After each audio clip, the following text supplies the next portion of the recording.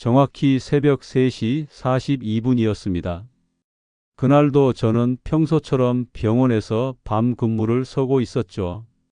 갑자기 응급실 안이 소란스러워졌고 60대 후반쯤 되어 보이는 남성 한 분이 심한 흉통을 호소하며 들것에 실려 들어왔습니다. 그분을 본 순간 저는 이미 예감했습니다. 심장마비였습니다. 몇 시간 전만 해도 이분은 가족과 함께 저녁을 드시고 TV를 보며 웃고 계셨다더군요. 그런데 갑자기 어깨가 아프고 식은땀이 나고 답답한 느낌이 들었다고 합니다. 하지만 대수롭지 않게 넘기셨죠. 나이 들면 다 그렇지 하면서요. 여러분, 그날 새벽 저는 또 한 명의 생명을 심장마비로 잃을 뻔했습니다. 다행히 이분은 기적적으로 회복하셨지만 그 일을 계기로 저는 마음을 다잡게 되었습니다. 이 경고를 많은 이들에게 알려야겠다. 저는 올해 80입니다. 심장 전문의로 일한 지도 50년이 훌쩍 넘었지요. 지금도 현장에서 환자들을 보고 있습니다. 제가 이렇게 오랜 세월 버틸 수 있었던 이유는 단 하나입니다. 심장은 미리 알아차리면 살릴 수 있기 때문입니다. 안녕하세요. 어르신 건강의 동반자 실버톡톡입니다. 오늘은 많은 분들이 놓치고 계신 심장마비 직전 나타나는 위험신호 4가지에 대해 알려드리려 합니다. 무심코 넘긴 어깨 통증, 자다 말고 일어나게 만드는 이상한 불쾌감, 그리고 갑작스러운 소화불량 같은 증상들. 오늘 이야기 끝까지 들으신다면 혹시 모를 위기를 피할 수 있을지도 모릅니다. 가족 중에 고혈압이나 당뇨, 심혈관 질환이 있다면 더더욱 귀 기울여 주세요. 지금 이 순간도 심장은 여러분에게 신호를 보내고 있을지도 모릅니다. 그 작은 신호를 절대 놓치지 마세요. 좋아요와 구독, 그리고 주변 분들께 공유해 주시는 것도 잊지 마시고요. 당신의 한 번의 클릭이 누군가의 생명을 지킬 수 있습니다. 자, 이제 본격적으로 이야기를 시작해 볼까요? 제게 있어 가장 안타까웠던 환자 중 한 분이 계십니다. 올해로 74 퇴직한 체육교사셨습니다. 몸도 건강했고 하루에 10,000보 이상 걷는 게 일상이었던 분이었죠. 그런데 어느 날 저를 찾아오셨습니다. 선생님, 이상하게 왼쪽 어깨가 뻐근하고 손끝이 저리네요. 운동을 많이 해서 그런가 봐요. 그땐 이미 조용한 위협이 시작되고 있었습니다. 이분이 겪고 계신 건 단순한 근육통이 아니었습니다. 심장에서 보내는 첫 번째 경고, 바로 비정형 흉통이었죠. 심장마비가 오기 전 가슴이 아닌 어깨, 팔 혹은 턱에 통증이 오는 경우가 많습니다. 특히 왼쪽 어깨와 팔 안쪽이 뻐근하다면 반드시 주의를 기울이셔야 합니다. 고통이 심하지 않더라도 반복된다면 병원을 찾으셔야 해요. 그 환자분도 처음엔 파스를 붙이고 버텼습니다. 그런데 그날 새벽 화장실에 가다가 그대로 쓰러지셨죠. 심장 혈관이 95% 막혀 있었던 겁니다. 천만다행으로 부인이 바로 119에 신고하셔서 응급시술을 받고 소생하셨습니다.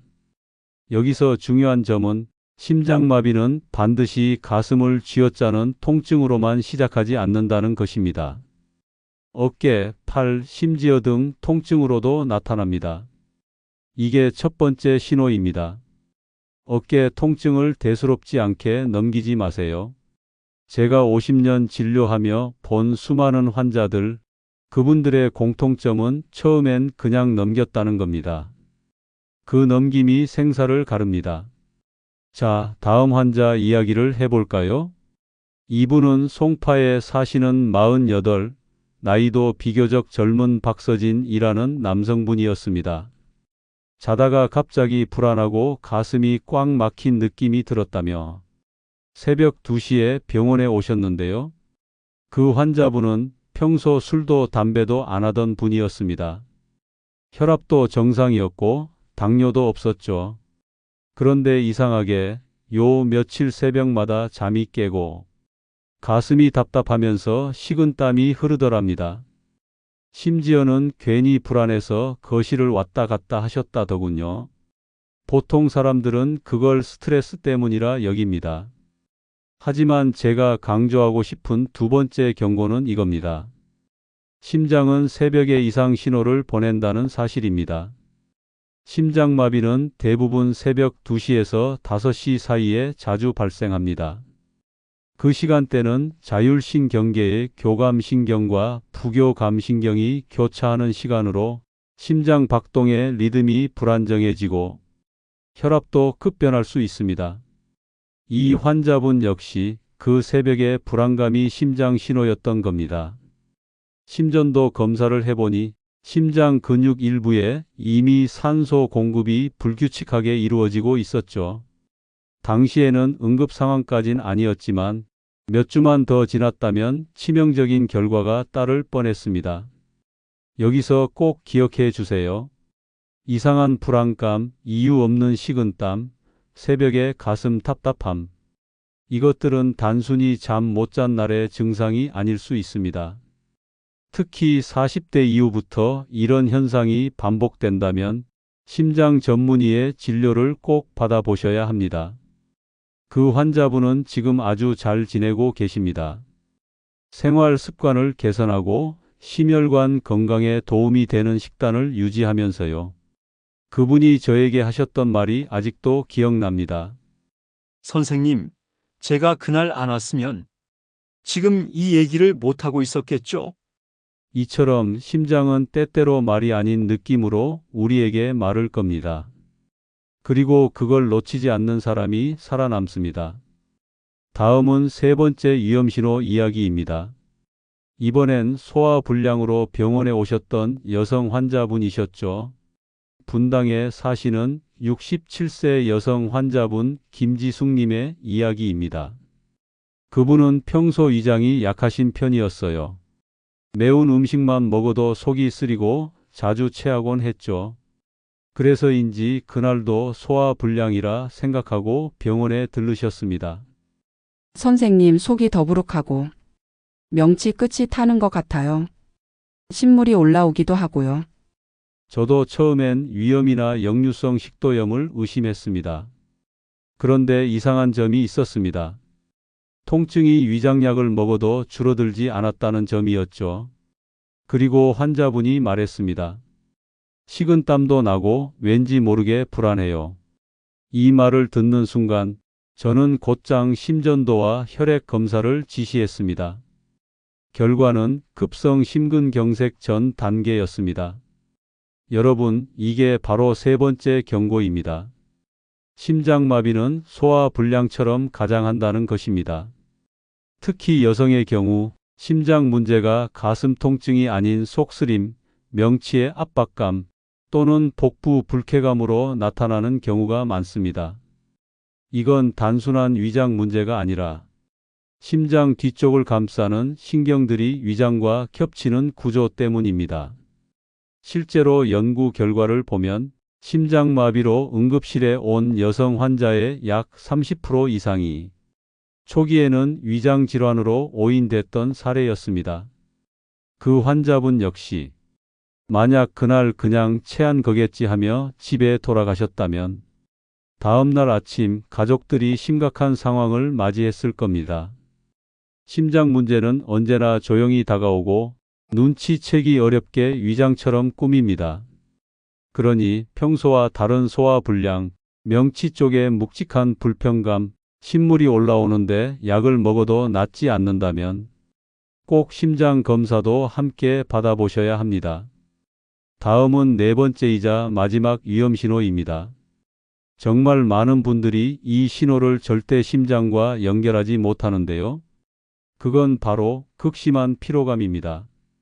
그분은 여든을 앞둔 아주 점잖고 말씀이 적은 어르신이셨습니다. 서울에서 혼자 살고 계셨고 일주일에 한 번씩 정기검진을 받으러 오시곤 했죠. 그날도 조용히 진료실에 앉으셔서 말씀하셨습니다. 선생님, 제가 요즘 아무것도 안 해도 너무 피곤합니다. 식사도 하고 잠도 잘 자는데 자꾸 앉아서 숨이 차고 하루 종일 아무것도 하기 싫고 힘이 쭉 빠져요. 혈압도 괜찮고 심전도도 당장은 큰 이상이 없었습니다. 하지만 제 경험상 그건 단순한 노화의 피로감이 아니었습니다. 그래서 제가 심장 초음파와 심근효소 검사를 요청했습니다. 결과는 놀라웠죠. 심장의 펌프 기능이 급격히 떨어지고 있었고 심근 손상이 서서히 진행되고 있었던 겁니다. 이게 네 번째 경고입니다. 이유 없는 극심한 피로감은 심장이 보내는 마지막 경고일 수 있습니다. 특히 노년기에는 피로감이 워낙 흔하다 보니 대부분은 그냥 내가 늙어서 그렇지 하고 넘기시죠. 하지만 이전과 다른 피로, 즉 평소 하던 일을 하기 벅차다, 계단 몇 개만 올라도 숨이 차다, 앉아서도 가슴이 답답하다, 이런 증상이 동반된다면 그건 심장 기능 저하의 신호일 수 있습니다. 그 어르신은 이후 바로 입원 치료를 받으셨고 약물과 생활 조절로 지금도 무사히 지내고 계십니다. 진료 끝에 그분이 하셨던 한마디가 아직도 제 귀에 남습니다. 선생님, 피곤한 게 죽을 뻔한 거였네요. 여러분, 피로는 단순한 증상이 아닙니다. 몸이 스스로 보내는 SOS 신호일 수 있습니다. 무시하지 마세요. 지금까지 말씀드린 네 가지 경고, 다시 한번 정리해 드릴까요? 왼쪽 어깨와 팔의 묘한 통증, 새벽에 찾아오는 불안과 식은땀, 위장처럼 느껴지는 소화 불량, 이유 없이 계속되는 피로감. 이 중 하나라도 겪고 계시다면 절대 혼자 판단하지 마시고 가까운 내과나 심장내과 전문의를 찾아가십시오. 이제부터는 이 신호들을 실제로 겪었던 환자분들의 회복 이야기와 제가 권해드리는 심장 건강 수칙 몇 가지를 말씀드리겠습니다. 제가 소개해드린 네 분 모두 초기 경고 신호를 알아채고 병원에 오셨기에 지금도 건강하게 지내고 계십니다. 하지만 정말 수많은 분들이 그 경고를 무시한 채로 병원에 실려 오십니다. 그때마다 저는 늘 자책하게 됩니다. 왜 이 신호를 미리 알리지 못했을까? 그래서 지금 이 방송을 하고 있는 거죠. 단 한 분이라도 더 그 신호를 알아채셨으면 하는 마음으로. 심장마비는 운명처럼 오는 게 아닙니다. 대부분은 신호를 놓쳐서 생기는 비극입니다. 그리고 그 신호는 아주 작고 평범하고 지극히 일상적인 불편함의 모습으로 다가옵니다. 그래서 제가 오늘 여러분께 꼭 말씀드리고 싶은 심장 건강을 지키기 위한 5가지 생활 수칙이 있습니다. 이건 제가 지난 50년 동안 환자들을 진료하며 결국 살아남은 분들, 회복한 분들이 공통적으로 실천해 온 것들이기도 합니다. 첫째, 매일 30분 이상 가벼운 걷기 운동을 하십시오. 달리기나 등산이 아닙니다. 단순히 천천히 걷는 것만으로도 심장은 튼튼해집니다. 무리하지 마시고 땀이 살짝 날 정도만이면 충분합니다. 둘째, 짠 음식과 포화지방 섭취를 줄이십시오. 된장찌개, 젓갈, 튀김 같은 음식은 노년기 혈관을 막는 가장 큰 원인입니다. 익숙한 맛이지만 습관을 조금씩 바꾸는 것이 생명을 바꾸는 첫 걸음입니다. 셋째, 하루에 물을 최소 1.5리터 이상 마시십시오. 심장은 깨끗한 혈액을 원합니다. 물을 자주 마시는 습관만으로도 혈액이 묽어지고 심장의 부담이 줄어듭니다. 이건 절대 어려운 일이 아닙니다. 조금만 의식하면 누구나 실천할 수 있는 것들이죠. 다음은 네 번째입니다. 하루 한 번은 심호흡과 명상을 해 보십시오. 스트레스는 심장을 조용히 그러나 확실하게 갉아먹습니다. 특히 노년기에는 작은 걱정도 심장 박동에 영향을 주지요. 아침이나 잠들기 전 조용히 5분만 눈을 감고 숨을 깊이 들이쉬어 보세요. 숨을 길게 쉬고 천천히 내쉬는 것만으로도 심장은 안정을 되찾고 맥박은 부드럽게 내려갑니다. 이건 약보다 먼저 해야 할 예방입니다. 다섯째, 혼자 계시지 말고 누구든 대화할 사람을 만드십시오. 심장은 고독에 약합니다. 몸은 멀쩡한데 마음이 외로우면 심장에도 이상이 옵니다. 저는 이런 분들을 수도 없이 봤습니다.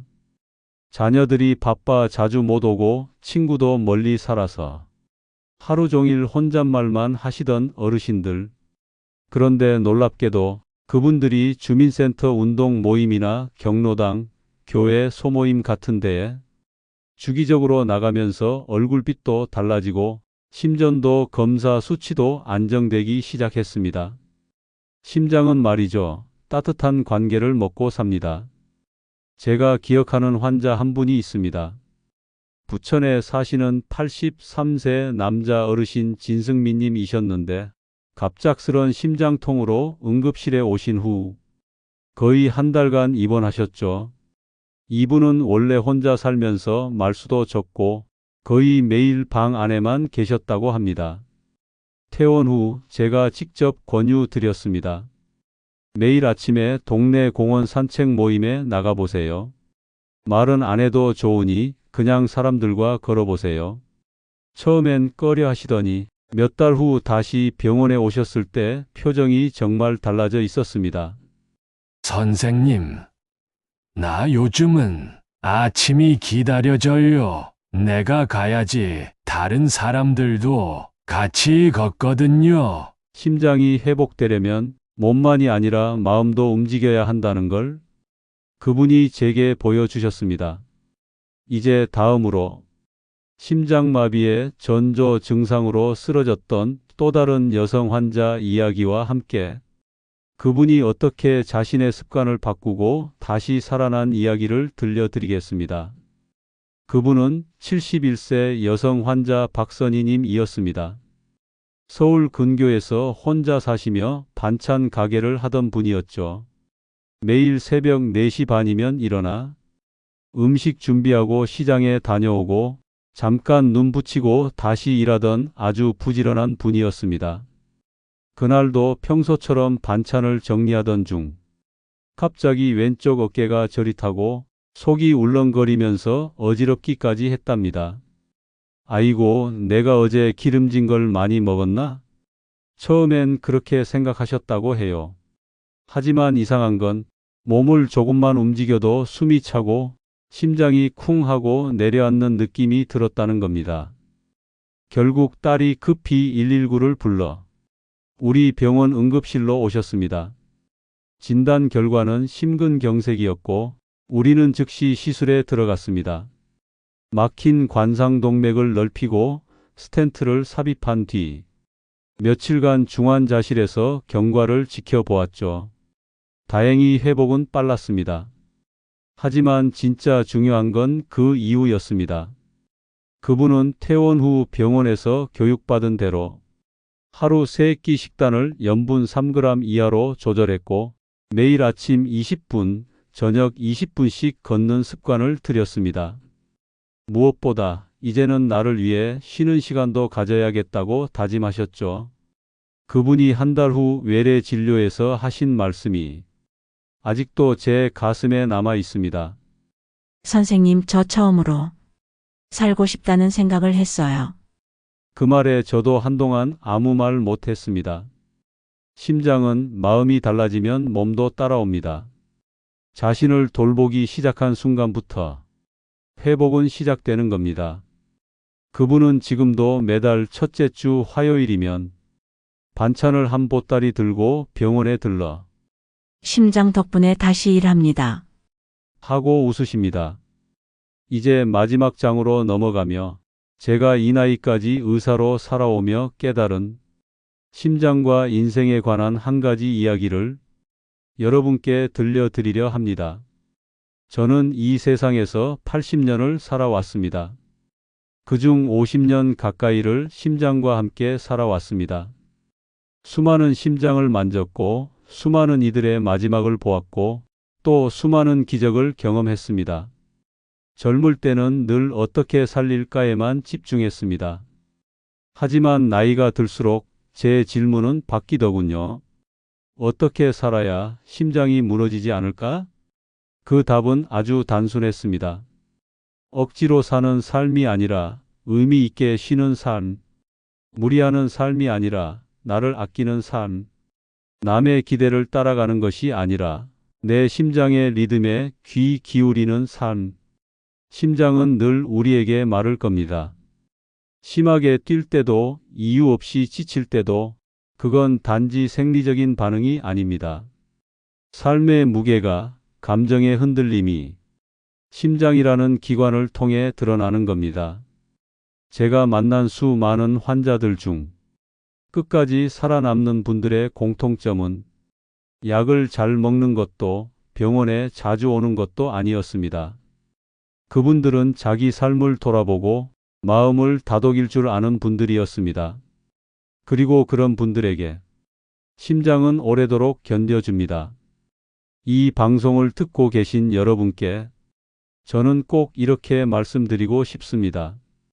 심장은 단지 혈관과 근육의 덩어리가 아닙니다. 그건 여러분 인생이 담긴 가장 정직한 기록장입니다. 내 심장의 소리를 무시하지 마세요. 그건 삶이 보내는 마지막 경고일지도 모릅니다.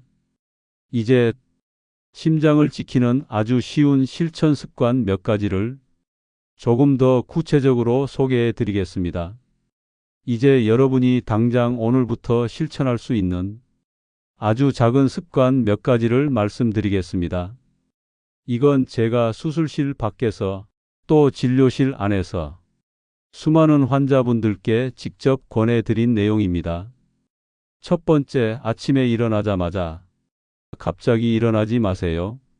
눈을 뜨면 먼저 그대로 누운 채로 심호흡을 5번 하십시오. 그 후 옆으로 몸을 돌리고 천천히 일어나세요. 갑작스러운 기립은 심장에 큰 부담을 줄 수 있습니다.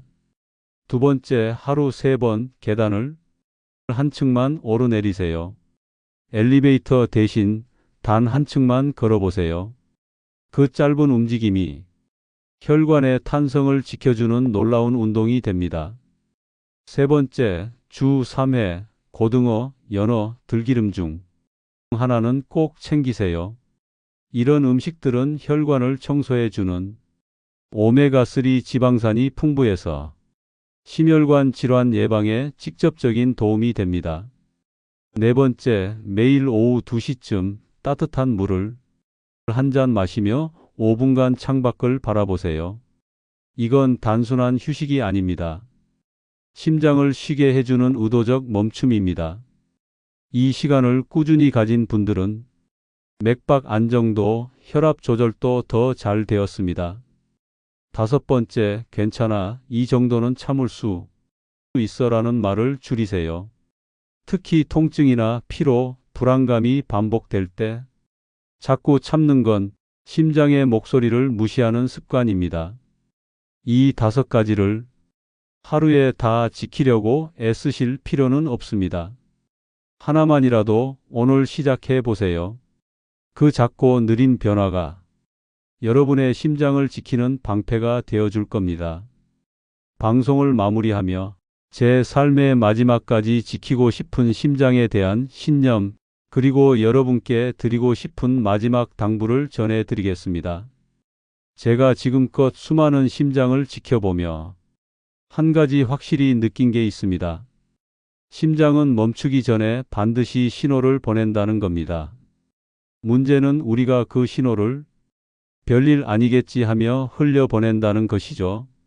그리고 그 한 번의 무시가 돌이킬 수 없는 결과로 이어지는 걸 저는 수도 없이 보았습니다. 제가 이 나이에 80세까지 의사로 일하고 있는 이유는 단 하나입니다. 누군가에게 꼭 필요한 말을 해주는 사람으로 남고 싶기 때문입니다. 저는 병을 고치는 사람이라기보다는 사람의 무심함을 흔드는 사람이고 싶었습니다. 괜찮겠지 하는 마음, 설마 나겠어 하는 태도, 그게 얼마나 위험한 착각인지 누군가는 반드시 말해줘야 하니까요. 여러분, 이 방송을 듣고 오늘 밤 당신의 심장이 내는 아주 작은 신호라도 느껴진다면 제 말을 떠올려 주세요. 왼쪽 어깨가 찌릿하다면, 이상하게 새벽마다 잠이 깨고 가슴이 답답하다면, 위가 쓰린 것 같은데 계속 불쾌감이 이어진다면, 숨이 차고 피곤해서 아무것도 하기 싫다면, 그건 몸이 보내는 구조 요청입니다. 그리고 그 요청에 단 한 번만 제대로 귀를 기울인다면 당신은 살아날 수 있습니다. 저는 이제 하루하루 더 조심히 살아갑니다. 제 심장도 이제는 많이 느려졌고 오래 일했으니까요. 하지만 아직도 사람들의 심장 소리를 듣는 일을 멈추지 않고 싶습니다. 마지막으로 짧은 편지처럼 이 방송을 듣고 계신 모든 분들께 한마디 인사를 드리겠습니다. 이 방송을 듣고 계신 당신께 드리는 저의 마지막 인사입니다. 이제껏 저는 수천 개의 심장을 열어봤습니다. 그리고 그 속에 담긴 삶의 무게를 어쩌면 그 누구보다 가까이서 느껴온 사람입니다. 심장은 쉬지 않고 뜁니다. 기쁘든 슬프든 아프든 혼자이든. 하지만 그것도 어느 날 문득 나 너무 지쳤어 하고 작은 목소리로 말을 걸어올 때가 있습니다. 그럴 때 부디 그 소리에 귀 기울여 주세요. 그게 살 길입니다. 당신이 살아야 당신 곁에 사람들도 살 수 있습니다. 자식들도, 배우자도, 손자도 당신의 심장이 오래 뛰길 바라고 있습니다. 그리고 기억하세요. 의사보다 먼저 당신 자신이 당신 심장의 가장 좋은 친구가 되어야 합니다. 이 말을 하고 싶었습니다. 80의 나이에 여전히 병원에 앉아 누군가의 가슴 소리를 듣고 있는 이 작은 의사의 목소리가 당신에게 가 닿기를 바라며 오늘의 방송 여기서 마치겠습니다. 끝까지 함께 해주셔서 감사합니다. 이곳은 어르신들의 건강한 삶을 함께 만드는 실버톡톡이었습니다. 좋아요와 구독, 그리고 이 소중한 이야기를 주변 분들과 꼭 나눠주시길 바랍니다. 우리 모두의 심장이 오늘보다 더 편안하고 따뜻하게 뛰기를 진심으로 기원합니다. 고맙습니다.